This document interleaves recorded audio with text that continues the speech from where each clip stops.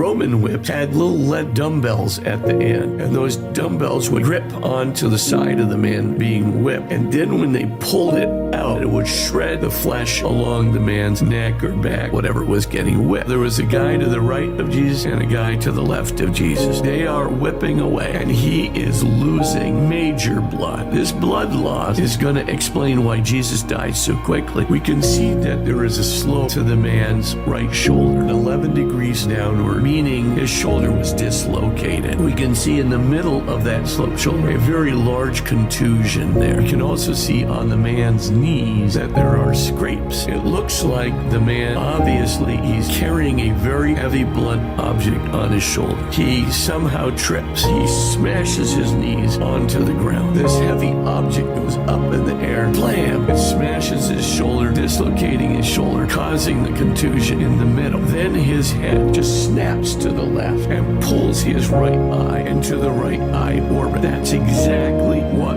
we see on the shroud. This also explained the Romans didn't get Simon of Cyrene because they felt sorry for Jesus. The basic thing is they want to torment him as much as possible, but Jesus couldn't do the job. He's going to be partially paralyzed on his right side, so there's just no way he's going to be able to carry that cross any further. Then you look at the piercing in the hand. We only can see the exit wound on the right hand. The likely scenario is that the nail is put right in here at the lower part of the palm, and there's a little channel that goes down here, and the nail follows this track and comes right out there, exactly at the angle of the exit wound in the man's hand. The amount of pain, because there's a complex of nerves. So when you're hanging there, your diaphragm is fully distended. You're not going to be able to breathe. You got to pull yourself up. Ripping against your own flesh. Ripping against your flesh. And by the way, this guy was not nailed to a little ledge on the cross. His foot is literally nailed to the wood of the cross. A man in that shroud definitely was crucified with a crown of thorns. And not only that, the thorn that was used in the crown is called a Syrian Christ thorn, a very long curved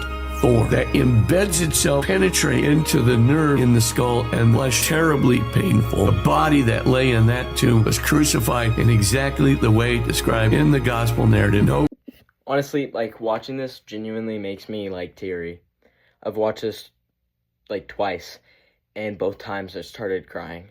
Because thinking about what Jesus Christ did on the cross, did before he went on the cross, is so incredible. He was a perfect man who never did anything wrong. He loved people so much. He did things for people out of love. He healed people. Not only that, he forgave people.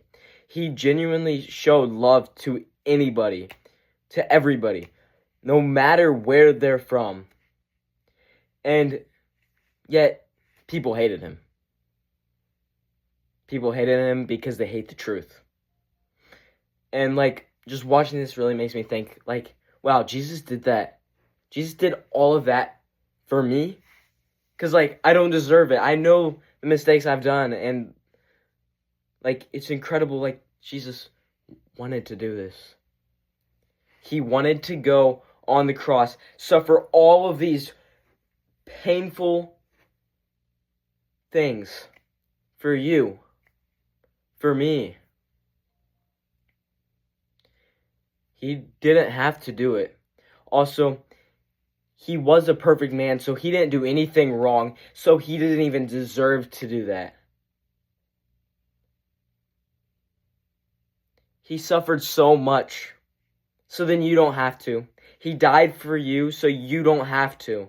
He paid that price for you, so you don't have to. When are you going to start surrendering your life to, when are you going to surrender your life to God? When are you going to start living for God every day? When are you going to start loving somebody as if Jesus died for them? Because he did. Because he loves them. No matter what they look like. No matter what they sound like. No matter who they are. Jesus loves everybody all the same. And he died for everybody just the same. He suffered everything for everyone.